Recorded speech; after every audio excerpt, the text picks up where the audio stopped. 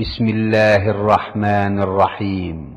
পরম করুণাময় ও অসীম দয়ালু আল্লাহর নামে শুরু। ومن أحسن قولا ممن دعا إلى الله وعمل صالحا وقال إنني من المسلمين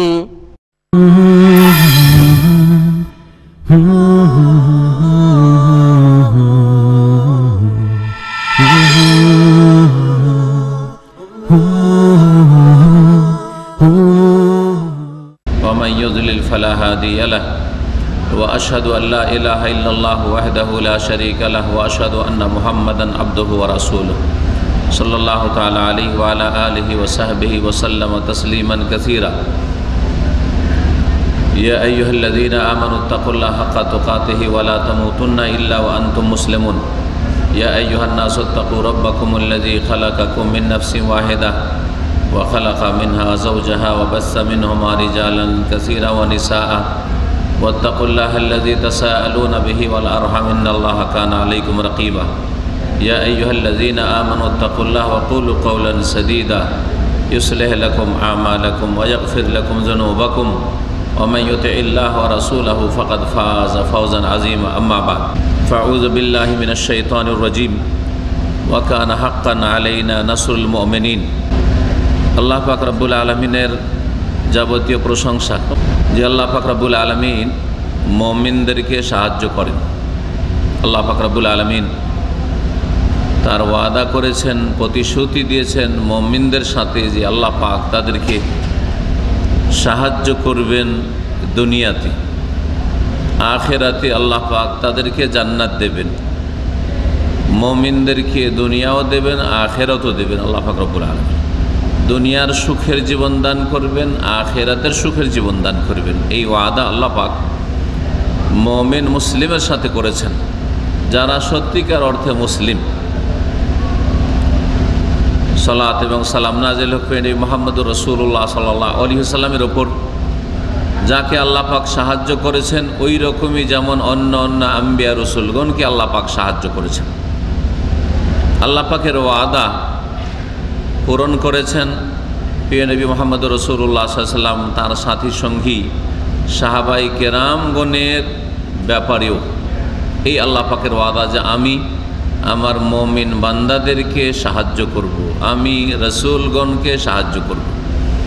সত্যিকার সাহায্যের কারণ কি, এই বিষয়টি আলোচনা করব। কারণ আমরা যেমন আখিরাতের কল্যাণ চাই তেমন দুনিয়ারও কল্যাণ চাই। কোনো মানুষ নেই যে দুনিয়ার কল্যাণ চাই না, সকল মানুষ দুনিয়ার ভালাই চাই, কল্যাণ চাই। আর মুমিন মুসলিম দুনিয়া আখিরাত উভয় জগতের কল্যাণ চাই।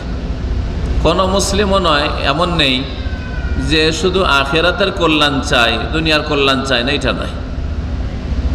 আর আল্লাহ পাক চাইতে বলেছেন। আল্লাহ পাক রব্বুল আলামিন সূরা বাকারাতে বলেছেন যে ফামিনান নাস মান ইয়াকুলু রব্বানা আতিনা ফিদ দুনিয়া ওয়া মা লাহু ফিল আখিরাতি মিন খালাক। মানুষের মধ্যে কতক মানুষ আছে যারা বলে রব্বানা আতিনা ফিদ দুনিয়া, আল্লাহ আমাদেরকে ইহ জগতে দাও, দুনিয়া দাও, দুনিয়ার নেতৃত্ব দাও, পয়সা দাও, ধন দাও, জন দাও, মান ইজ্জত দাও, সুস্থতা দাও। দুনিয়া চাই, শুধু দুনিয়ার ভোগ বিলাসের সামগ্রী চাই কতক মানুষ। আল্লাহ বলছেন যারা শুধু দুনিয়া দুনিয়া করে ওয়ামা লাহু ফিল আখিরাতি মিন খালাক, তাদের আখিরাতে পরকালে কোনোই অংশ নেই, কিছুই পাবে না। আমি আপনি মুসলিম আলহামদুলিল্লাহ, আমরা শুধু দুনিয়া চাই না, আখিরাত চাই, তার সাথে দুনিয়া চাই। দুনিয়া চাই তার সাথে আখিরাত নয়, আখিরাত চাই তার সাথে দুনিয়া চাই। মানে এক নম্বরে পরকালের স্থায়ী জগতের সুখ শান্তি চাই, আর তার সাথে সাথে এই ক্ষণস্থায়ী জীবনের কয়েক বছর, কিছু কাল, জানি না কতক্ষণ আর সময় আপনার আমার আছে, এই সময়টা তো সুখ চাই, এটা আল্লাহ চাইতে বলেছেন। তারপরের অংশে আয়াত আল্লাহ বলছেন ওয়ামিনান নাস মান ইয়াকুলু রব্বানা আতিনা ফিদ দুনিয়া হাসানা ওয়া ফিল আখিরাতি হাসানা ওয়া কিনা আযাবান নার। আর কতক মানুষ আছে যারা বলে রব্বানা আতিনা ফিদ দুনিয়া হাসানা, হে আমাদের প্রতিপালক, হে আমাদের রব, হে আমাদের মালিক, আতিনা ফিদ দুনিয়া হাসানা, ইহ জগতে আমাদেরকে কল্যাণ দান করো, মঙ্গল দান করো, ভালাই দান করো, ওয়াফিল আখিরাতে হাসানা, আর পরকালেও আমাদেরকে কল্যাণ দান করো হাসানা। এই দোয়াটি এত ব্যাপক অর্থপূর্ণ দোয়া যে এর চাইতে ভালো দোয়া আপনি নিজেও বানাইতে পারবেন না, আর কোরআনে বা হাদিসেও আপনি খুঁজে পাবেন না এর চাইতে ভালো দোয়া। এই জন্য নবী করিম সাল্লাল্লাহু আলাইহি সাল্লাম সবচাইতে বেশি এই দোয়াটি করতেন, সবচাইতে বেশি এই দোয়াটি করতেন, যেমন হাদিসে রয়েছে। কেন? এতে দুনিয়ার এমন কোনো উপকারী জিনিস নেই যা চাইলেন না, দুনিয়ার এমন কোনো ক্ষতিকর জিনিস নেই, অপকারী নেই, যার অনিষ্ট থেকে আপনি আশ্রয় চাইলেন না। কারণ হাসানা মানে শুধু ভালোটা না, মন্দ থেকে বেঁচে থাকা, মন্দ থেকে মুক্ত থাকা, ঠিক না? তাহলে এই দুনিয়ার হাসানা দিয়ে দুনিয়ার সমস্ত ভালো কিছু চাইলেন, আর দুনিয়ার যত ক্ষতিকর জিনিস আছে সব থেকে আপনি আশ্রয় চাইলেন। কারণ যতই সুখ থাক, আপনার ধনের অভাব নেই, আপনার ক্ষমতার অভাব নেই, আপনার দুনিয়ার যেসব সুখ শান্তির সামগ্রী লাগে তার অভাব নাই, কিন্তু বাড়িতে যদি একটু শোক পড়ে যায়, হ্যাঁ, এটা ছেলে মারা গেছে রাষ্ট্রপতি প্রধানমন্ত্রীর বাড়িতে, হ্যাঁ, ঠিক না? আর পয়সার তো অভাব নাই, দেশে পয়সা আটে না, দেশে পয়সা আটে না, বিদেশের ব্যাংকে, ওই সুইস ব্যাংকে রাখছে, সুখ শান্তির শেষ নাই। কিন্তু একটা শুধু ছোট্ট একটা দুর্ঘটনা ঘটেছে, হ্যাঁ, কেউ মারা গেছে বাড়িতে, আর না হলে কেউ দুর্ঘটনায় হাত পা ভেঙেছে, হাসপাতালে ভর্তি আছে, বুঝলেন?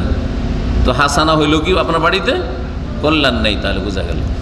তো রব্বানা আতিনা ফিদ দুনিয়া হাসানা, দুনিয়ার সমস্ত কল্যাণ চেয়ে নিলেন, আর সমস্ত অমঙ্গল অনিষ্ট থেকে আপনি আল্লাহর কাছে নিরাপত্তা চেয়ে নিলেন।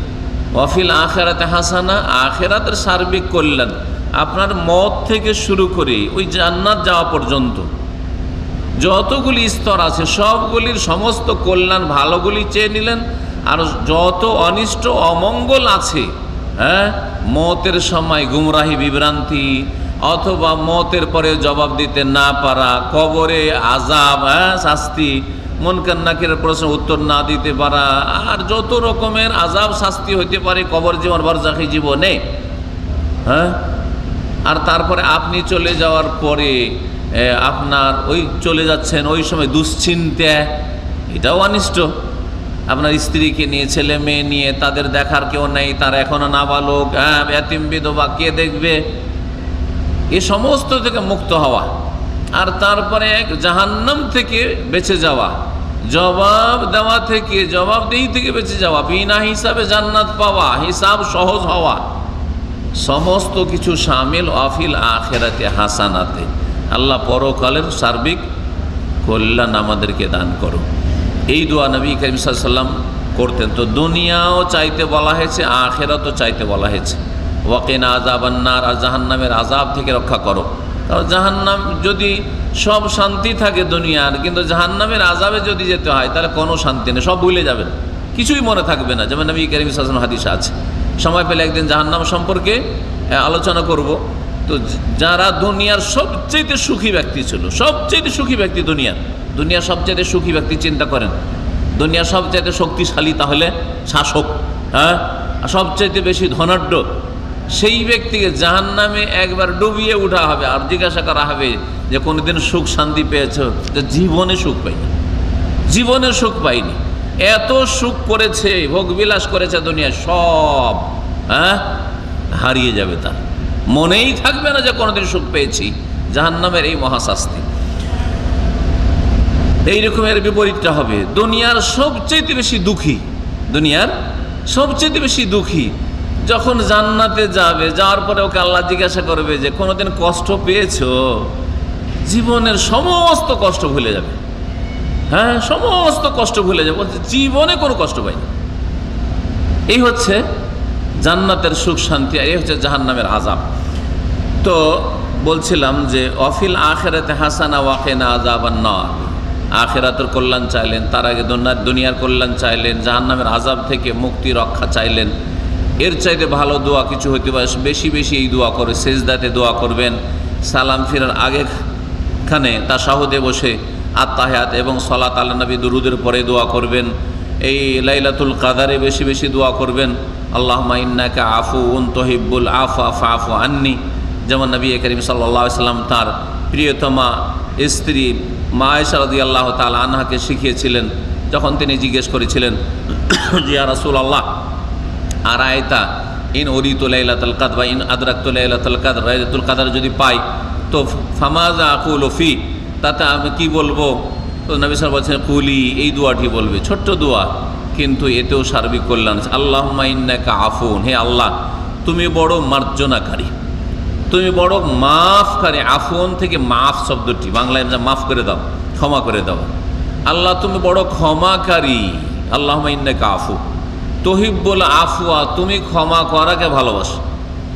আমরা ক্ষমা করা ভালোবাসে না। কেউ যদি আমাদের ক্ষতি করে তো প্রতিশোধ নেওয়া ভালোবাসে, হ্যাঁ, তার ক্ষয়ক্ষতি হোক ভালোবাসে, নিজে না পারলে আর কারো দ্বারা ক্ষয়ক্ষতি হোক। হয়তো আপনি পারলেন না আপনার কোনো দুশ্মনকে, কিন্তু আর কোনো জালেম দ্বারা ওই আপনার দুশ্মনের ক্ষয়ক্ষতি হইল, তখন আপনি খুব আনন্দিত, হ্যাঁ, যে ভালো হয়েছে, মজা হয়েছে, ঠিক হয়েছে, আপনার খুব মজা লাগছে, কিন্তু ঠিক না? তো মানুষের স্বভাব হচ্ছে প্রতিশোধকে ভালোবাসে, বদলা নেওয়াকে ভালোবাসি, হ্যাঁ, দুশ্মনের ক্ষয়ক্ষতিকে ভালোবাসি। কিন্তু আল্লাহ রব্বুল আলামিন ক্ষমা করে দেওয়াকে ভালোবাসেন। সারা জিন্দগি দুশ্মনী করে ইসলামের, মুসলিমের, আল্লাহ রসুলের, হ্যাঁ, দুশ্মনী করেও যদি, ইসলামের ক্ষয়ক্ষতি করে, মুসলিমের ক্ষয়ক্ষতি করেও যদি আল্লাহর দিকে ফিরে আসে, তুহিব্বুল আফওয়া, আল্লাহ পাক ক্ষমা করে দেওয়াকে ভালোবাসেন। আল্লাহ পাক ক্ষমা করে দেওয়াকে ভালোবাসেন। এ হচ্ছে আল্লাহ পাকের অসীম রহমত। ফাফু আন্নি, সুতরাং আল্লাহ তুমি আমাকে মাফ করে দাও, তুমি আমাকে ক্ষমা করে দাও। এই দোয়া মুখস্থ আছে? কার কার মুখস্থ আছে? একটু হাত ওঠান তো। কই, এই দোয়া যদি মুখস্থ না থাকে তো কি লাইলাতুল কাদার করবেন, কি সবে কাদার করবেন? হবে আল্লাহুম্মা ইন্নাকা আফুউন মুখস্থ করে, আল্লাহুম্মা ইন্নাকা আফুউন তুহিব্বুল আফওয়া ফাফু আন্নি। 7টা কালেমা, 7টা কথা শুধু, হ্যাঁ। আল্লাহুম্মা, হে আল্লাহ, ইন্নাকা নিশ্চয় তুমি, আফুউন ক্ষমাশীল, ক্ষমাকারী, তুহিব্বু ভালোবাসো, আল আফওয়া ক্ষমা করাকে, ফাফু সুতরাং ক্ষমা করে দাও, আন্নি আমাকে। জি, আর বহু বচন আপনি আপনার স্ত্রী, ছেলে মেয়েকে সামিল করতে চান। ইমাম সাহেবরা যখন দোয়া করে, কোনুতে দোয়া করে, তখন সবাইকে, মুসল্লিদেরকে সামিল করতে চায়, সেই জন্য বহু বচন করে বলে আল্লাহুম্মা ইন্নাকা আফুন তুহিব্বুল আফওয়া ফাফু, কি বলে? আন্না বলে, আন্নি আমাকে ক্ষমা করে দাও, আন্না আমাদেরকে ক্ষমা করে দাও। আল্লাহুম্মা ইন্নাকা আফুন তুহিব্বুল আফওয়া ফাফু আন্না। তার সাথে সাথে বেশি বেশি দোয়া করবেন, রব্বানা আতিনা ফিদ দুনিয়া হাসানা ওয়া ফিল আখিরাতি হাসানা ওয়া কিনা আযাবান নার। দুনিয়ার যে বাকি জীবনটা আছে, এতে আল্লাহ সার্বিক কল্যাণ দান করো, আখিরাতের কল্যাণ দান করো, জাহান্নামের আযাব থেকে রক্ষা করো। আল্লাহ পাক রব্বুল আলামিন দুনিয়া আখিরাতে আমাদেরকে যেন তার খাস রহমত করেন, সাহায্য করেন, হেফাজত করেন। আল্লাহ দ্বীনের ওপর আমাদেরকে যেন প্রতিষ্ঠিত রাখেন, কায়েম রাখেন, অটলতা দান করেন। দুনিয়ার কল্যাণটা হচ্ছে মানুষের নগদ, আর মানুষের প্রকৃতিতে আছে নগদ ভালোবাসে, নগদ ভালোবাসে। আমরা 1 মাস পরে বেতন পাচ্ছি, তাতেই অনেকের আরে কখন পাবো রে, একটা দিন লেট যদি হয়ে যায়, আরে 25 তারিখ হয়ে গেল, বেতন আসে না কেন? বেতন আসে, ঠিক না? বেতন আসে না, বেতন মাস শেষ হয়ে যাচ্ছে, বেতন আসে না। যারা ডেলি বেতন পায়, আপনাদের মালিকরা যদি ডেলি, মানে যারা জনমজুর করে, যেমন ওই সিস্টেমে জনমজুরও অনেকেই জালেম আছে, কাজ করিয়ে নিয়ে পয়সা দেয় না। অথচ নবী করিম সাল্লাল্লাহু আলাইহি সাল্লামের আদর্শ হচ্ছে, হুকুম হচ্ছে যে আতুল আজিরা আজরাহু কাবলা আন ইয়াজিফা আরাকাহ। মজদুরকে, যাকে দিয়ে কাজ করালি, তোমার কর্মচারীকে তার পারিশ্রমিক দিয়ে দাও, বেতন দিয়ে দাও, কাবলা আন ইয়াজিফা আরাকাহু, তার ঘাম শুকাবার পূর্বে। ইবনে মাজার হাদিস। ঘাম, এই হচ্ছে ইসলাম। ইসলাম সে মুসলিম হোক আর অমুসলিম হোক, ইহুদি হোক আর খ্রিস্টান, সেটা দেখার বিষয় নেই। তোমার কাজ করেছে, কাজের বিনিময়ে পয়সা নেবে, তার ধর্মের বিনিময়ে পয়সা নেবে না। সুতরাং তার ধর্ম দেখে না, কাজ করিয়েছ, মুসলিমকে দিয়ে করিয়েছ, অমুসলিমকে দিয়ে করিয়েছ, যাকে দিয়ে করাও না কেন, তার মজদুরি ঘাম শুকাবার আগেই দিয়ে দাও। এই সুবিচার, এবং এই ন্যায় নীতি ইসলাম শিখিয়েছে 1400 বছর আগে। তো বলছিলাম যে নগদ নগদ আমরা ভালোবাসি। নগদ নগদ যদি আমাদেরকে প্রতিদিন পয়সা দিয়ে দেয় তো খুব ভালো লাগে। হ্যাঁ, ভালো লাগে না? লাগে না? ভালো লাগে। কিন্তু ধারের জিনিস অত ভালো লাগে না। হ্যাঁ, তো আপনাকে যে এইটা আপনার আমার সকলের নেচার, কিন্তু তো এটাই যখন আপনার আমার প্রকৃতি, তো মোহর আনার ক্ষেত্রে বাকি মোহরে কেন বিয়ে করছেন? হ্যাঁ, কাপুরুষের মতো এই বাকি মোহরে কেন বিয়ে করছেন বলেন তো দেখি। ওই আপনার নতুন যে ঘরের মেহমান আসছে, অতিথি আপনার নতুন স্ত্রী হয়ে আসছে, সে কি নগদ নগদ ভালোবাসে না? তার কি সেটা স্বভাব না? সে কি মানুষ নয়? ওটাও তার স্বভাব। আপনার বাড়িতে আসার পরে আমার স্বামী কি করে চাইবো, চাওয়া তো যাবে না। সম্পর্ক খারাপ থাকলেও ভালো করার চেষ্টা করবে, মোহর মাফ করে দিয়ে। হ্যাঁ, আর সম্পর্ক ভালো থাকলে তো বলার কথা নেই। আর আরে তুমি আবার মোহর কি দিবে? না, লাগবে না মোহর, বলবে না। হ্যাঁ, খাতির হয়ে যাওয়ার পর বলবে। কিন্তু বিয়ের কবুলের আগে যদি বলেন যে মোহরটা মাফ করে দাও, মেয়েকে বা মেয়ের বাবাকে বলিয়েন যে 5 লাখ টাকা মোহর ধার্য করা হয়েছে, তো মাফ করে দেন। কবুল করার আগে বলিয়েন তো একটু, মানবে? তাহলে নগদ নগদ যখন আপনি ভালোবাসেন, তো আপনার মমিন হওয়ার পরিচয় যেটা নিজের জন্য ভালোবাসেন সেটা অন্যের জন্য ভালোবাসবেন। সুতরাং ওই যে পাত্রীটার জন্য ওইটা ভালোবাসবেন, নগদ মোহর দিয়ে বিয়ে করে আসবেন। কাপুরুষের মতো বাকি মোহরে বিয়ে করবেন না, সুন্নতের খেলাফ। আর 2 নম্বর কথা, ওর চেয়ে বড় কাপুরুষের মতো আবার ওই মেয়ের ঘর থেকে যৌতুক নিয়ে আসবেন ওর বাবার কাছ থেকে, ওই রকম করে বিয়ে করবেন না। আপনার যদি 5টা বোন থাকে, একা ভাই আর বিদেশে চাকরি করার, 5টা বোনের বিয়ে দিতে হবে। এক বোনের জন্য 5 লাখ, 10 লাখ, 20 লাখ হন্ডা লাগে বা 4 চাকার যৌতুক লাগে। আপনার অবস্থাটা কি হইতে? এটা কি ভালোবাসেন যে আপনার বোনকে বিয়ে করতে এসে সবাই যৌতুক চান না? তাহলে আপনি আপনার শ্বশুরের কাছে কেন যৌতুক চাবেন? বেহায়া মুসলিম। হ্যাঁ, আল্লাহ পাক যেন বুঝার তৌফিক দান করেন। সুতরাং এই হারাম খাবেন, এই রিজিক হারাম, যৌতুকের রিজিক হচ্ছে হারাম। আর নগদ নগদ দিয়ে দেওয়াই হচ্ছে, নিজে যেমন নগদ পাওয়া আমাকে ভালো লাগে, নগদ নগদ যদি আমি আমার পারিশ্রমিক পেয়ে যাই, ঠিক তেমনই আপনার স্ত্রীকে নগদ মোহর দিয়ে বিয়ে করে। যারা বিয়ে করেন নেই, নগদ মোহর দিয়ে বিয়ে করবেন। আর যারা বিয়ে করেছেন আর বাকি মোহরে বিয়ে করেছেন, এবার ছুটি দিয়ে প্রথম কাজ হচ্ছে মোহর পরিশোধ করে দেওয়া। কারণ এটা ঋণ, লোন। আপনি আমার কাছে টাকা পাবেন, ফেলে রাখবেন 10-20 বছর ধরে, যে যখন ইচ্ছা হবে দিয়েন, আপনি যখন ইচ্ছা দিয়েন। হ্যাঁ, মাফ করবেন। তারপরে স্ত্রীর কাছে কেন এই আশা করে বসে আছে? এটা তো লোন। আর এই সুন্নতের খেলাফ কাজ করেছেন। সুতরাং মোহর যারা বাকি রেখেছেন, ফাঁকিবাজি না করে দেশে গিয়ে মোহরটা নগদ দিয়ে দিবেন। আর যারা বিয়ে করেননি তারা নগদ মোহরে সুন্নতি তরিকায় বিয়ে করবেন, আল্লাহ বরকত দেবেন। বলছিলাম যে আল্লাহ পাক রব্বুল আলামিনের সাহায্য দুনিয়া, এটা হচ্ছে নগদ ক্যাশ, সবাই ভালোবাসে। আর বর্তমান যুগে মুসলিম জাতির যে পরিস্থিতি সারা বিশ্বে, তাতে মুসলিম জাতি নগদ থেকে বঞ্চিত। মুসলিম জাতি নগদ থেকে বঞ্চিত। নগদ হচ্ছে আল্লাহর পক্ষ থেকে সাহায্য, হ্যাঁ, নগদ হচ্ছে মান ইজ্জত সম্মান, হ্যাঁ, নগদ হচ্ছে নেতৃত্ব, দুনিয়ার নেতৃত্ব, দুনিয়ার লিডারশিপ ইহুদি নাসারাদের হাতে, বিশ্বের। হ্যাঁ, মুসলিমদের হাতে না। মুসলিমরা গোলাম। মুসলিমদের রাষ্ট্র অনেক থাকলেও ব্যক্তি পর্যায়েও, সামাজিকভাবে, পারিবারিকভাবেও আর রাষ্ট্রীয়ভাবে সবভাবে ওদের কাছে, কাফেরদের কাছে মানে গোলামের মতো জীবন, তাদের কাছে দুর্বল। হ্যাঁ, তাদের শরণাপন্ন হওয়া ছাড়া উপায় নেই। তো মুসলিমদের এই অবস্থাটা কেন? এইরকম অবস্থায় কি রাসূলুল্লাহ সাল্লাল্লাহু আলাইহি ওয়াসাল্লাম আমাদেরকে ছেড়ে গেছেন? এই অবস্থায় কি রাসূলুল্লাহ সাল্লাল্লাহু আলাইহি ওয়াসাল্লাম খলিফা আবু বকরকে ছেড়ে গেছেন? তো আবু বকর কি করে খলিফা হইলেন? হ্যাঁ, বলেন। ওমর রাদিয়াল্লাহু তাআলা কি করে খলিফা হইলেন? আর ওমর রাদিয়াল্লাহু তাআলার মতো খলিফা, হ্যাঁ, মাঠে ঘাটে কোথাও শুয়ে আছে, খেজুর গাছের তলায় শুয়ে আছে, একটা চাটায় পাটিতে শুয়ে আছে, আর শরীরে দাগ পড়ে গেছে, আর ওকে বলে রোমান শক্তিকে ভয় লাগছে। বর্তমান যুগের সবচেয়ে বড় যারা পৃথিবীর শক্তি ধরেন, ওই রকম শক্তি হচ্ছে তখনকার রোমান পরাশক্তি। হ্যাঁ, ভয়ে কাঁপছে। ওয়াইন্নাহু লা ইয়াখাফু মালিকু বানিল আসফারি। এটা আবু বকর উমরের যুগে নাই, রাসূলুল্লাহ সাল্লাল্লাহু আলাইহি ওয়াসাল্লামের যুগে, মদিনার জীবনে যে মুহাম্মদুর রাসূলুল্লাহ সাল্লাল্লাহু আলাইহি ওয়াসাল্লামকে বলে মালিক বানিল আসফার, রোমানদের রাজা, সবচেয়ে বড় শক্তি সেই যে রোমানদের রাজাও ভয়ে থরথর করে কাঁপছে। এটা হচ্ছে নগদ পুরস্কার আল্লাহর পক্ষ থেকে। এই নগদ পুরস্কার থেকে আজকে মুসলিমরা কেন বঞ্চিত? তারপরে মুসলিমরা নিজ নিজ দেশে, অধিকাংশ মুসলিমরা ব্যক্তি পর্যায়ে, পারিবারিক ক্ষেত্রেও, সামাজিক ক্ষেত্রেও নির্যাতিত মজলুম মুসলিম মার খাচ্ছে, হয় কাফেরের কাছে মার খাচ্ছে, আর না হলে মুনাফিকদের কাছে মার খাচ্ছে, না হলে মুসলিম ভাইদের কাছে মার খাচ্ছে। এক মুসলিম আর এক মুসলিমকে মারছে, জুলুম অত্যাচার করছে। সামাজিকভাবে সামাজিক দ্বন্দ্ব, পারিবারিক দ্বন্দ্ব, অর্থ নিয়ে দ্বন্দ্ব, রাজনীতি নিয়ে দ্বন্দ্ব, পার্টি নিয়ে দ্বন্দ্ব, এক দল আর এক দলকে মারছে। যেই মারুক না কেন, বাইরের দুশ্মন মারুক, ঘরের দুশ্মন মারুক, দুনিয়ার দুশ্মন মারুক, অথবা ধর্মের দুশ্মন মারুক, হ্যাঁ আকীদার দুশ্মন মারুক, এই মুসলিমরা মুসলিমদের কাছ থেকে মার খাচ্ছে, অথবা আল্লাহর দুশ্মন কাফের, ইহুদি, নাসারা, মুশরিক, পৌত্তলিকদের কাছ থেকে মার খাচ্ছে। এই রকম নির্যাতন কেন, সাহায্য আল্লাহর পক্ষ থেকে কেন নেমে আসে না? এই হচ্ছে জিজ্ঞাসা। এর উত্তর আজকে দেব কয়েকটি পয়েন্ট।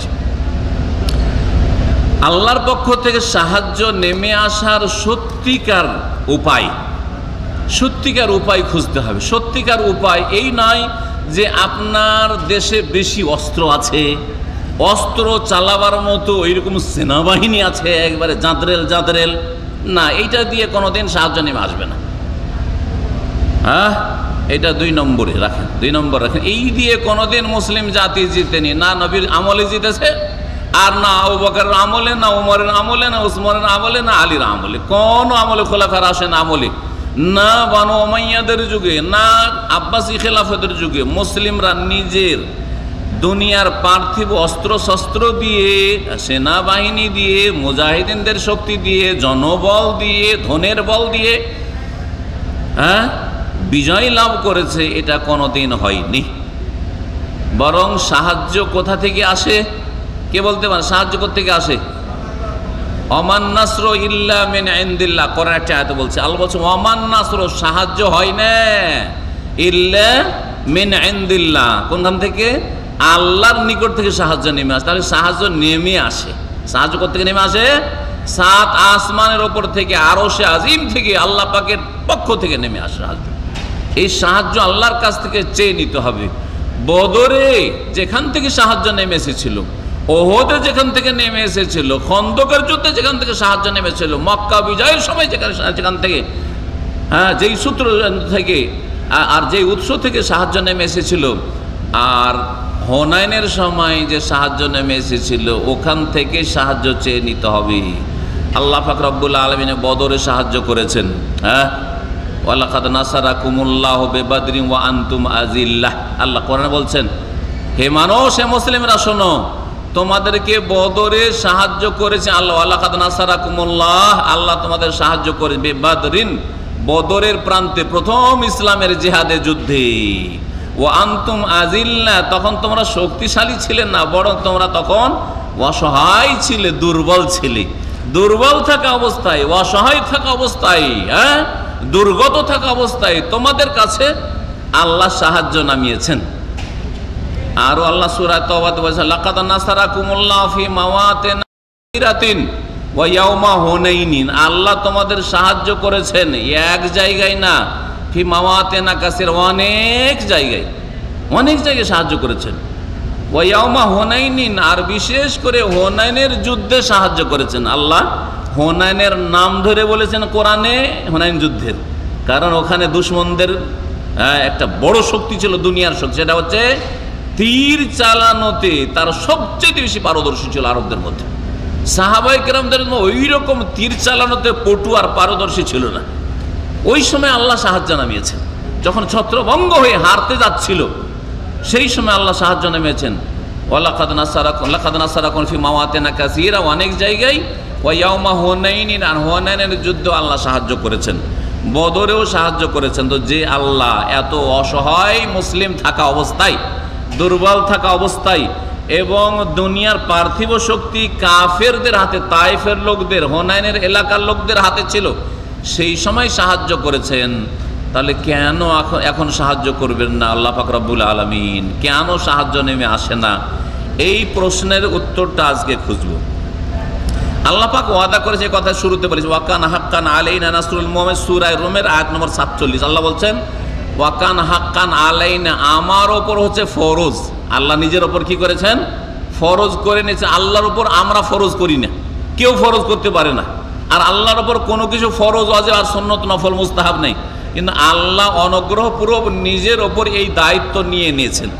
যেমন আপনি যদি নিজের উপর দায়িত্ব নিয়ে নেন যে আমি এই কাজটা করব, অথচ আপনার ফরজ ছিল না, আমি আমার একজন মুসলিম ভাইয়ের 1 লাখ টাকা দিয়ে সাহায্য করবো, এটা আমি জরুরি মনে করছি, কারণ সে অসহায়। তো এইরকম এটা হচ্ছে আপনার যেমন অনুগ্রহ, নফল কাজকে আপনি নিজের উপর দায়িত্ব কাঁধে নিয়ে নিয়েছেন। আল্লাহ পাক রব্বুল আলামিন তার অনুগ্রহপূর্বক বলছেন হাক্কান আলাইনা, মানে ওয়াজিবান আলাইনা, আমার ওপর ফরজ হচ্ছে নাসরুল মুমিনিন, কার সাহায্য করা? ঈমানদারদের সাহায্য করা। তাহলে প্রথম কথা ঈমানদার হইতে হবে। ঈমানদার কাকে বলে? শিরিক করলে ঈমানদার হয়? শিরিক করে ঈমানদার হয় বলেন?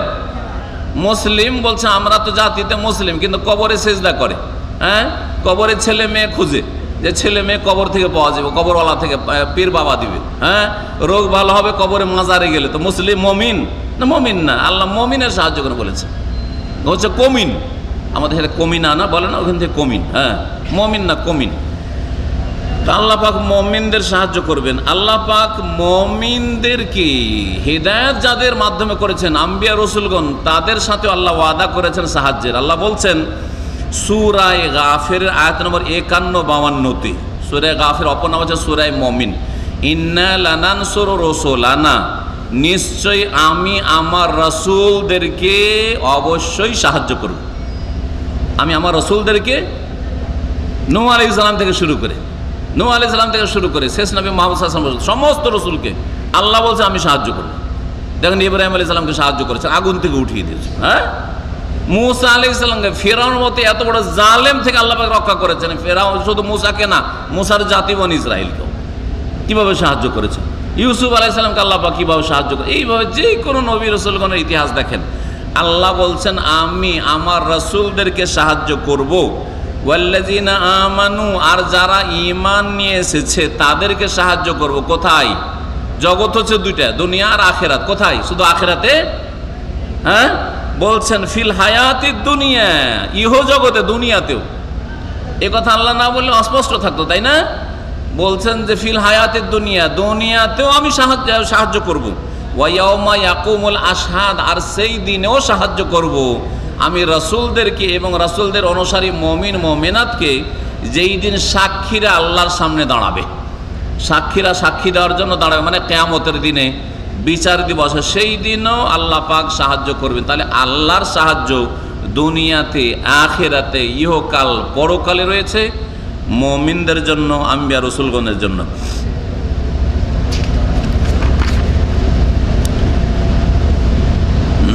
আল্লাহ পাক রব্বুল আলামিন দ্বীনে ইসলাম শেষ নবী মুহাম্মদ রাসূলুল্লাহ সাল্লাল্লাহু আলাইহি ওয়াসাল্লামের ওপর যে নাযিল করেছেন ওহীর মাধ্যমে, কোরআনে কারীমের ওহী আর রাসূলের হাদিসের ওহী, এর উদ্দেশ্য হচ্ছে এই জাতিকে বিজয় দান করা। এই জাতিকে বিজয় দান করা, এই জাতিকে গোলাম বানানো নয়। আজকাল একজন মুসলিম ইসলাম কবুল করে নিজেকে দুর্বল মনে করে। একজন লোক দাড়ি রাখলেই মনোবল দুর্বল হয়ে যায়, দাড়ি রেখে দেশে যেতে পারবো কি পারবো না। অথচ যাচ্ছে মুসলিম দেশে, বাংলাদেশে, যাচ্ছে মিশরে, যাচ্ছে সিরিয়াতে, কি অমুসলিম দেশে নাকি? হিন্দুদের দেশ, ইহুদি খ্রিস্টানদের দেশ, যাচ্ছে মুসলিম দেশে। তাও দাড়ি রাখলে ভয় লাগে। দাড়ি রাখলে কি লাগে? ভয় লাগে। টাকনার ওপর কাপড় থাকলে ভয় লাগে, ওই জন্য জাহান্নামে যাওয়ার কাপড় পরে, টাকনার নিচে কাপড় পরে। আরে ওপরে কাপড় পরলে বলে মৌলবাদী আছে হয়তো, দেখ রে এটা একটু তল্লাশি ভালো করে নে, ভয় লাগে। জালেম কাফেরকে বলে ভয় লাগে। যদি ইসলামিক কিতাব নাই, কত লোক যে সে একটু দিনদার হয়ে ইসলামিক কিছু কিতাব কিনেছে, ক্যাসেট সিডি নিয়ে যাচ্ছে বা মেমোরি নিয়ে যাচ্ছে, আর আপনার পেরেশান মানসিক দিক থেকে নিয়ে যেতে পারবো কি পারবো না, এয়ারপোর্টে ধরে নিবে নাকি, আবার আমাকে বাংলা ভাই দলে সামিল করে দিবে নাকি, আমাকে আবার জঙ্গি বানিয়ে দিবে নাকি, কি যে বানাবে, কি করবে, ভয় কিনা? সুবহানাল্লাহ। মানে আল্লাহ যা বলছে তার উল্টা হয়ে গেছে। আল্লাহ বলছেন যে বিজয় দান করব। আপনি দাড়ি রেখে গৌরববোধ করবেন, দাড়ি রেখে আপনি শক্তিশালী হবেন, টাকনার উপর ইসলামিক লেবাস পোশাক পরে আপনি শক্তিশালী হবেন। আর এখনকার মানুষ বলছেন নারী নারী চেনা পরিচয় যদি দিই, চিনে নেয় যে মুসলিম, তার অসুবিধা আছে। একজন ইন্ডিয়ান লোক, বিহারের লোক, বিহারের লোক আর কেরালার লোক, দক্ষিণ ভারতের কেরালা তামিল আর বিহারের লোক, এরা মোজ খুব বড় বড় করে রাখে হিন্দুদের মতো, মোজ আর কিছু পাকিস্তানি রাখে, দেখেছেন না? বাঙালিদের একটা ভালো গুণ আছে, দাঁড়িয়ে রাখে না কিন্তু মোচও রাখে না, দেখে না? একটা ভালো একটা খারাপ, একটা ভালো একটা খারাপ। মোচ রাখে না, খারাপ না, ভালো। এটা সে মোচকে একবারে যে ব্লেড না দিয়ে যদি একটু মানে যতই ছোট করে সমস্যা নাই, কিন্তু ব্লেড দেওয়াটা একটু আপত্তিকর। তারপরও অত বড় অপরাধ নয়, অত বড় অপরাধ নয়। জি হ্যাঁ, তো মোচও রাখে না, একটু ভালো। মোচ বড় রাখা কাফেরদের লক্ষণ। মোচ বড় রাখা কার লক্ষণ? কাফেরের লক্ষণ। তাহলে কাফেরের লক্ষণ থেকে মুক্ত হইল, বোঝা গেছে কি না? ভালো না ভালো নয়? ভালো। কিন্তু দাড়ি রাখে না, তো দাড়ি না রাখা আবার কার লক্ষণ? ওটাও কাফেরের লক্ষণ। তো একদিকে কাফেরের লক্ষণ থেকে মুক্ত হইলে মোচ ছোট করে মোচ রাখবো না, আর একদিকে দাড়িকে সাফা করে দিয়ে হ্যাঁ আবার কাফেরদের মতো হয়ে গেলেন। কেমন কথা হইল? যে বাঙালি মুসলিম আর বাঙালি হিন্দু দেখতে একই রকম। বাঙালি হিন্দু পশ্চিমবঙ্গের দাড়ি মোচ কিছু রাখে না। বাঙালি জাতি মোচের দুশ্মন, ঠিক না? বাঙালি জাতি হচ্ছে মোচের দুশ্মন। কাজটা ভালো, খারাপ না, এইটার আমি নাম করব। কিন্তু এই যে দাড়িরও দুশ্মন, এইটা হচ্ছে মুশকিল। দাড়িরও দুশ্মন অথচ মুসলিম, এইটা বড় মুশকিল। এই অবস্থায় গেলে আল্লাহ যদি বলেন যে তোকে তো আমার রসুলের মতো লাগে না, তুই কি রে, তুই মুসলিম না মুসলিম? আমি মুসলিম, আল্লাহ নামাজ পড়তাম, তোকে যে আমার নবীর মতো লাগে না। বলেন আপনারা বলেন, নবীর চেহারা দাড়ি মুন্ডা ছিল না দাড়ি ছিল এরকম? বলেন তো দেখি। হ্যাঁ, দাড়ি ছিল না ছিল না? ছিল না ছিল না? বলেন, দাড়ি ছিল। আচ্ছা, নবীর সাহাবি কেউ বলতে পারবেন, একটা সাক্ষী দিতে পারবেন নবীর একজন সাহাবি ছিল, তিনি আমার আদর্শ, তিনি দাড়ি মুন্ডে রাখতেন, আমি মুন্ডে রাখি? বলতে পারবেন কেউ? তাহলে তো আল্লাহ যদি কিয়ামতের দিন হাসর মাঠে বলেন যে তোকে নবীর মতো লাগে না, নবীর একজন সাহাবীর মতো লাগে না, আরে তুই নিজেকে হানফি বলছিস, আবু হানিফার মতো লাগে না তোকে, তুই নিজে নিজে বলছিস আমি শাফি মজাব, তোর শাফির মতো লাগে না, তুই বলছিস আমি মালিকি, তো মালিকির মতো তোকে লাগে না, ইমাম মালিকের মতো লাগে না, তুই বলছিস হাম্বলি, তো তো ইমাম আহমদ বিন হাম্বলের মতো লাগে না, তুই যাবেন কোথায়? নবী রসুলগণ আইম্মা কেরাম বুখারী মুসলিম আবু দাউদ নাসাই আবু হানিফা সব জান্নাতে যাবেন। আর আল্লাহ যদি বলে তুই ওই দলে যাবি না, তোকে তো ওদের মতো লাগে না, তুই যা, তোর মতো যারা আছে ওদেরকে খুঁজ, তুই কোথায় যাবেন বলেন দেখি? একটু ভয় লাগে না? না, আখেরাতের চিন্তা নেই, আখেরাত চিন্তা নেই, দুনিয়াতে ভয় লাগে। বলছিলাম যে ওই ভারতের ওই লোকটা ইসলামিক সেন্টারে আসে, উর্দু দর্শটা শুনতে আসে, কিন্তু দেশে ছুটি গেছে, ছুটি থেকে এবারে মোজ বড় বড় করে এসছে। তো ওকে যেহেতু ব্যক্তিগত চিনি, অফিসটা বিশেষ সালাম করে, তাহলে কি বাবার মোজকে বিহারি মোজ বানিয়ে দিয়েছেন? ওই একটু বড় শিক্ষিত করেছে যে মোজকে বিহারি মোজ বানিয়ে কেন এসছেন? তো বলছে আর বলিয়েন না, দেশে গিয়ে ট্রেন ফ্রেনে বাসে যাতায়াত করতে হয়, যদি মোজটা যদি ছোট করে রাখি তা আবার ঝামেলা আছে। কি ঝামেলা আছে? মানে চিনে নেবে যে মুসলিম আছে, মোজ ছোট তার মানে মুসলিম আছে, আর বিজেপির রাজত্ব চলছে, কি জানি কোথায় বিপদ আপদ আসে, সেজন্য মোজটাকে একটু বড় করে রেখেছি একবারে, যাতে করে চিনতে না পারে। দাড়ি তো নেই, দাড়ি তো নেই, আর মোজটাও বড় আছে, তার মানে হিন্দুর বাচ্চাই আছে। হ্যাঁ, হিন্দুর বাচ্চা আছে। চিন্তা করেছেন তাহলে মুসলিম কত দুর্বল? হ্যাঁ, মুসলিম কত দুর্বল আজকে পৃথিবীতে, চিন্তা করুন। জি, সারা বিশ্বের কথা বলছি। মিশরে গেলে দাড়ি সাফ করে যায়, এখানে এসে দাড়ি রেখে দেয় কিছু লোকেরা, আর মিশরকে দাড়ি সাফ করে দেয়। সুবহানাল্লাহ, সুবহানাল্লাহ, কত দুর্বল তাহলে মুসলিমরা আজকে। অথচ আল্লাহ বলছেন আমি রসুলের সাহায্য করব, আমি মমিন মুসলিমের সাহায্য করব, দুনিয়াতে ফিল হায়াতের দুনিয়া ওয়া ইয়াউমা ইয়াকুমুল আশহাদ, দুনিয়া তো সাহায্য করব না, আখিরাতেও সাহায্য করব। কেমন করে সাহায্য আসবে? নিজে যদি পরিচয় দিতে ভয় করেন যে না রে আমাকে চিনতে যেন না পারে। এয়ারপোর্টে বসে থাকি অনেকবার, যেহেতু দীর্ঘদিন সফর টফর করছি, অনেক সময় দেখা গেছে বসে আছি, একটা লোক এসে চিনতে পারছে না যে হিন্দু না মুসলিম, এসে বলছে সালাম আলাইকুম, এই করে সালাম দিয়েছে। বলছি জানি আলহামদুলিল্লাহ সালাম পেলাম, একটা এয়ারপোর্টে বসে একটা সালাম পেলাম। সৌদি আরবে তো নাই অনেক সালাম পাওয়া যায়, কিন্তু ভারতের মতো এয়ারপোর্টে ধরেন, বা ধরেন অমুসলিম কোনো দেশে আছেন আপনি, ভারত ছাড়াও ইউরোপ বা অন্য কোনো কান্ট্রিতে, যেখানে গিয়ে থাইল্যান্ডে আছেন বা কিছু এইরকম জায়গায় আছেন আপনি, আর সেখানে যদি আপনাকে সালাম দেয় কেউ, তো আশ্চর্যের বিষয়, তো ভালোই লাগবে যে সালাম পেলে, একটা তো মুসলিম ভাই পেলাম এতগুলির মধ্যে, চিনতে পারি আর নাই পারি, দাঁড়িয়ে নাই হয়তো। তো এইরকম অনেকে সালাম দেয়, কিন্তু পরিচয় দিতে চাই না।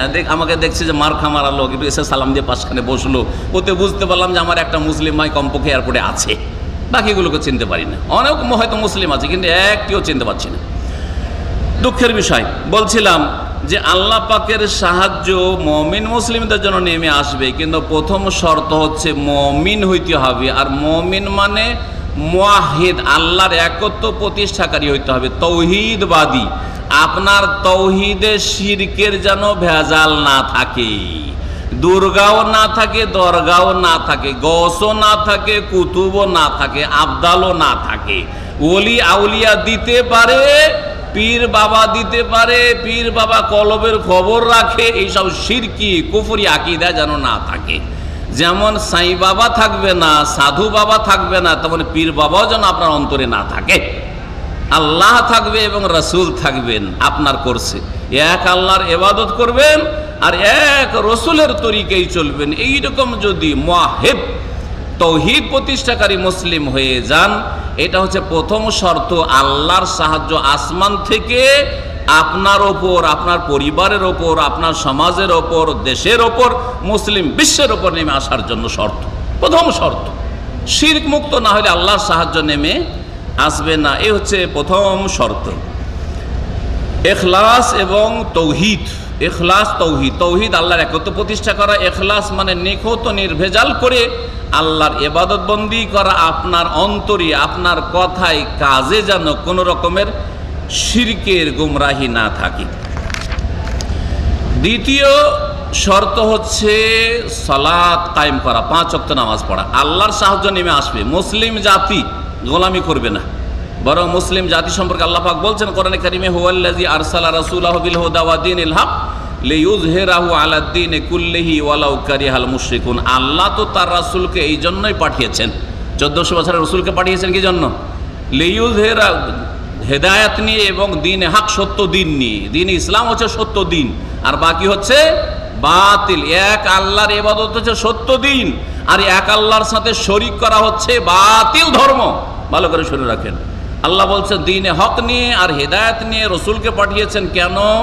লিইয়ুযহিরাহু আলাদ দীনি কুল্লিহি, যাতে করে যত মতবাদ রয়েছে, যত পথ আর মত রয়েছে, যত থিওরি আর ইজম রয়েছে, আর যত ধ্যান ধারণা রয়েছে, আর যত ধর্মকর্ম রয়েছে, সবগুলি এবং সকলের ওপর এই মুসলিমদেরকে, ইসলামকে, দ্বীনে হককে বিজয়ী করে দেওয়ার জন্য। তো দ্বীনে হককে আল্লাহ পাক বিজয় করলে, দ্বীনে হকের অনুসারী যে মুসলিমরা, মুমিন যদি সত্যিকার অর্থে হয়, তাহলে তাদেরকেও আল্লাহ পাক বিজয়ী করবেন। যেমন আমাদের প্রথম যুগের মুমিনদেরকে আল্লাহ বিজয়ী করেছেন, রাসূলুল্লাহ সাল্লাল্লাহু আলাইহি ওয়াসাল্লাম, সাহাবায়ে কেরাম, খোলাফায়ে রাশিদিনদেরকে। বলছিলাম প্রথম গুণ তৌহিদ, তারপরে দ্বিতীয় গুণ হচ্ছে নামাজ কায়েম করা। নামাজ যদি না পড়েন, আর জাতিতে মুসলমান যত আছেন আরও যদি বেড়ে যায় সংখ্যায়, এর দ্বিগুণ 4 গুণ হয়ে যায়, কিন্তু বেনামাজি মুসলিম কোনোদিন আসমান থেকে সাহায্য নেমে আসবে না। বেনামাজি মুসলিমদের জন্য সাহায্য জীবনে কোনোদিন নেমে আসবে না, এই আশা করিয়েন না যে দেশের অবস্থা পরিবর্তন হবে, জুলুম অত্যাচার চলছে দূর হবে। যখনই হোক না কেন, যে কোনো দেশের অবস্থা হোক না কেন, সিরিয়ার অবস্থায় হোক, আর ইরাকের অবস্থায় হোক, আর ফিলিস্তিনের প্যালেস্টাইনের অবস্থা হোক, আর আপনার বর্মার অবস্থায় হোক, আর বাংলাদেশি বলেন আর ভারতই বলেন, যে কোনো দেশের অবস্থা বলেন, অবস্থার পরিবর্তন হবে না যতক্ষণ পর্যন্ত ব্যক্তি জীবনের পরিবর্তন না ঘটাবেন। বেনামাজি জীবন ছেড়ে দিয়ে নামাজি জীবন যতক্ষণ না তৈরি করবেন। বেনামাজি মুসলিমের সাথে কখন আল্লাহ ওয়াদা করেননি যে তোমরা বেনামাজি হয়ে থাকবা, তোমাদেরকে সাহায্য করবো না, কখনো না। ভালো করে শুনে রাখেন। সুতরাং মুসলিম জাতিকে নামাজি হইতে হয়। ব্যক্তি জীবনটা ঠিক করলে, কয়েকজন ব্যক্তি ঠিক হলে আমাদের পরিবার ঠিক হয়ে যাবে। ঠিক হবে না? হবে না? আমিও নামাজ, আমার স্ত্রী নামাজ, আমার ছেলে মেয়ে নামাজি, পরিবার ঠিক হলো না? হলো না? আমার বলবেন শেখের পরিবার ঠিক, আপনার ওই রকম। হ্যাঁ, আপনিও ঠিক, আপনিও নামাজি, আপনার ছেলেও নামাজি, আপনার মেয়েও নামাজি, আপনার স্ত্রীও নামাজি। ঠিক হলো না? হলো না? একটা পরিবার গঠন হয়ে গেল, ইসলামিক পরিবার। যখন কয়েকটা পরিবার আপনারা আছেন, একটা গ্রামে আছে কয়েকটা পরিবার, যখন ওই রকমই নামাজি হয়ে গেল, তো একটা সমাজ নামাজি হয়ে গেল। কয়েকটা সমাজ যখন নামাজি হয়ে গেল, একটা ডিস্ট্রিক্ট নামাজি হয়ে গেল। কয়েকটা ডিস্ট্রিক্ট যখন নামাজি হয়ে গেল, তো গোটা বাংলাদেশ নামাজি হয়ে গেল। আর গোটা বাংলাদেশ নামাজি হয়ে গেল, তখন বেনামাজিগুলো পার্লামেন্টে থাকতেই পারবে না, থাকতেই পারবে না। কে রাখবে ওদেরকে? কেউ রাখবে না। ভোট দিচ্ছে কে ওদেরকে? হ্যাঁ, বলেন দেখি। আমাদের মতো লোকই তো ভোট দিচ্ছে। হ্যাঁ, তাহলে বোঝা গেল যে ইসলামকে জানতে হবে, মানতে হবে, পালন করতে হবে ব্যক্তি জীবন থেকে। ব্যক্তি জীবন, পারিবারিক জীবন, সামাজিক জীবন যখন ঠিক হয়ে যাবে, তখন দেখবেন যে অটোমেটিকলি বাতিল সরে যাবে, জুলমের অবসান ঘটবে, অশান্তি দূর হয়ে যাবে, শান্তি প্রতিষ্ঠা হবে, ন্যায় নীতি, আদল ইনসাফ কায়েম হবে। এর জন্য আর চেষ্টা করা, আর বিক্ষোভ মিছিল করা লাগবে না। এসব ফালতু কাজ, এসব ফালতু কাজ। এই দিয়ে কোনোদিন সংশোধন হয়নি, হবে না, লড়াই করে আর রাস্তাঘাটে মারবো মরবো এইসব করে সংশোধনে বাড়ি যান, বাড়ি ঠিক করেন, সমাজে যান, সমাজ ঠিক করেন, আত্মীয় স্বজনদের কাছে যান, আত্মীয় স্বজনদেরকে মুসলিম বানান, শিরক মুক্ত করেন, বেনামাজিকে নামাজি বানান, দেখবেন দেশ কি হয়ে যাবে, অটোমেটিকলি পাল্টিয়ে যাবে। জি জি, অসৎ থেকে সৎ হয়ে যাবে। ইন্নাল্লাহ লা ইউগাইয়িরু মা বিকওমিন হাত্তা ইউগাইয়িরু মা বিআনফুসিহিম। আল্লাহ অতক্ষণ কোনো জাতির ভাগ্য পরিবর্তন করেন না যতক্ষণ পর্যন্ত তারা নিজের অবস্থা পরিবর্তন না করে। নিজে যতক্ষণ নামাজি না হবে ততক্ষণ পর্যন্ত আল্লাহ পাক এই জুলমের অবসান ঘটাবেন না। আল্লাহ পাক রব্বুল আলামিন যেন আমাদেরকে তৌফিক দান করে বুঝার এবং মানার, পালন করার। নামাজ কায়েম করার মতো কায়েম করতে হবে। তৃতীয় গুণ হচ্ছে যাকাত দিতে হবে। যাকাত সম্পর্কে আলোচনা করেছি 2 দিন আগে। যাকাত দিতে হবে, না হলে আল্লাহর সাহায্য নেমে আসবে না। 4 নম্বর গুণ হচ্ছে যে ভালো কাজের উপদেশ দিতে হবে, আদেশ দিতে হবে। আদেশ দেওয়া, উপদেশ দেওয়া মানে শুধু 2-4টি ক্ষেত্রে না, জীবনের প্রতিটি ক্ষেত্রে যখনই যেখানে দেখবেন যে ভালো কাজ হওয়ার দরকার তখন ভালো কাজকে বাড়াবার চেষ্টা করতে হবে। ভালো কাজও যেমন বাড়াবেন, ভালো মানুষের সংখ্যা বাড়াবার চেষ্টা করবেন। আমরা ভালো মানুষ কিনা? তুলনামূলক যারা রাস্তাঘাটে ঘোরাফেরা করছে, রোজা রাখেনি, তাদের চাইতে অনেক ভালো মানুষ রোজাদার ভাইরা। কথা ঠিক কিনা বলেন? তাহলে আমরা আলহামদুলিল্লাহ দেখেন, একজন প্রথম 4টা সোয়া 4টে যদি আসেন দেখবেন 1-2 করে ঢুকলো ইফতার ক্যাম্পে। ঢুকতে ঢুকতে আলহামদুলিল্লাহ এতগুলো লোক আমরা এখন ইফতার ক্যাম্পে ভালো মানুষ, অন্যদের তুলনায় ভালো মানুষ পেয়েছি। এইরকমই ধরেন প্রত্যেক গ্রামে, দেশে, শহরে কি করতে হবে? ভালো মানুষের সংখ্যা বাড়াইতে হবে, চেষ্টা করতে হবে, ভালো প্রোডাকশন তৈরি করতে হবে। এটা হচ্ছে 4 নম্বর গুণ, যাকে কোরআনের ভাষা বলা হচ্ছে আল আমরু বিল মারুফ ওয়ান নাহি আনিল মুনকার। 5 নম্বর গুণ হচ্ছে যে অন্যায় কাজে বাধা দিতে হবে। অন্যায় কাজে বাধা দেওয়া মানে অন্যায় কাজেও বাধা দিতে হবে, অন্যায়কারীর পাপীর সংখ্যা কমাইতে হবে। তাহলে যারা নামাজি ভাইরা, বেনামাজির সংখ্যা কমাবার জন্য আমাদেরকে ভূমিকা নিতে হবে। কেমন করে রেখে নামাজি বানাবো? মুশরিক কবর পূজারীদের সংখ্যা কমাবার চেষ্টা করতে হবে, মিলাদীদের সংখ্যা কমাবার চেষ্টা করতে হবে, বিদাতীদের সংখ্যা কমাবার চেষ্টা। সংখ্যা কেমন করে কমাবেন? মেরে দিয়ে? না না না না, মারতে বলছি না। হ্যাঁ, একটা কমানো হচ্ছে যে বেনামাজিকে মেরে দে, তাই না? সংখ্যা কমলো না? ওইটা তরিকা না। বেনামাজিকে নামাজি বানান, বিদাতীকে মেরে দে, এটা না না না। বিদাতীকে সুন্নতি বানান, মুশরিককে মুওয়াহহিদ বানান। যে কবর মাজার পূজা করছে ওই খাঁটি মুসলিম মানে এক আল্লাহর ইবাদতকারী বানান। যে প্রতিমা পুতুল পূজা করছে, হ্যাঁ, হিন্দু, তাকে মুসলিম বানান। জি, ইহুদি খ্রিস্টান মুসলিম বানাবার চেষ্টা করেন। মুসলিম সমাজে থেকেও মাজারের খাদেম, তাকে মসজিদের খাদেম বানান। জি, ওর হাত দিয়ে মাজার ভাঙিয়ে না, আপনাকে ভাঙতে যেতে হবে না। হ্যাঁ, আপনাকে ভাঙতে যেতে হবে না। যারা মাজার তৈরি করেছে তাদেরকে ভালো মানুষ বানিয়ে, মুসলিম বানিয়ে, তাদের হাত দিয়ে তাদের মাজার ভাঙিয়ে নেন। জি, এই কাজটা করতে হবে। এটা হচ্ছে নাহি আনিল মুনকার। ভালোদের সংখ্যা বাড়াইতে হবে আর অন্যায়কারীদের সংখ্যা কমাতে হবে। আল্লাহ পাক রব্বুল আলামিন যেন তৌফিক দান করেন। এই যে কথাগুলি বললাম, দলিল বলিনি, হ্যাঁ, এই 5টি গুণ বলেন তো, কেউ বলতে পারবেন?